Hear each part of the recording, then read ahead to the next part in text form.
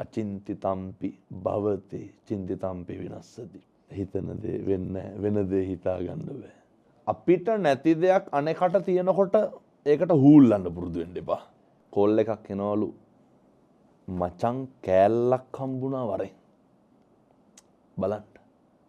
මම මේ තරුණ මහත්තුරුන්ට බොහොම කරුණාවෙන් කියන්නේ. මේ තරුණයන්ට එහෙම කෝල් කීයක් එනවද දවස් වෙනකොට. මොකක් හරි මත්ද්‍රව්‍යයක් නේ. තරුණයෝ දැනටත් පොදි ගහිලා රොද බැඳලා ඉන්නවා ලබන අවුරුද්දේ ධර්මශාලා විවෘතයට සිල් සමාදන් වෙන්න එන්න.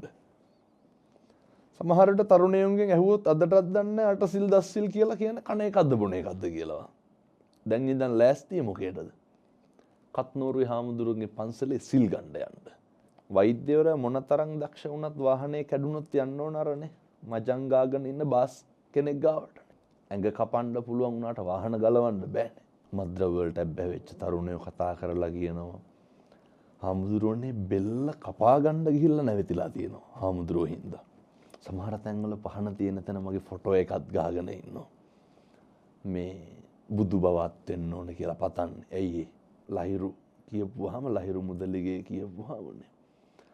බොහොම මේ ශාස්ත්‍රීය විදිහට මේ කටයුතු කරගෙන යන බොහොම වැදගත් විදිහට කවුද නොදන්නේ. නමුත් අපි අර බජාර් භාෂාවෙන් කියමුද මේක?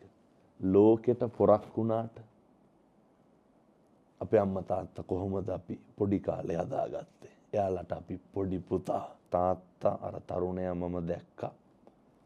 පොඩි එකා අතට අරගෙන දෝතට අරන් නහයට කට තියලා හොටු ටික සූරනවා.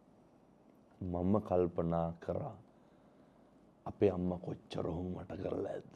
සමාජ මාධ්‍ය ඇතුලේ එක්ක හොඳ එක්ක නරකනේ. සමහර විට අවස්ථාව තියෙනවා කෙනෙකුට වැරදුනහම කතා කරලා පුද්ගලිකව කියන්න. අයියේ ඕක කරන්න එපා, මල්ලි කරන්න එපා, පොඩි හාමුදුරුවනේ කරන්න එපා. ඕක මෙහෙම කරමු කියලා කියන්න පුළුවන්කම තියෙන කොටත් මොකද්ද උත්සාහය?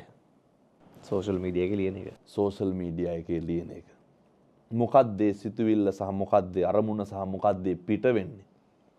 වෛරය, ඊර්ෂ්‍යාව, ඇරියස් එක.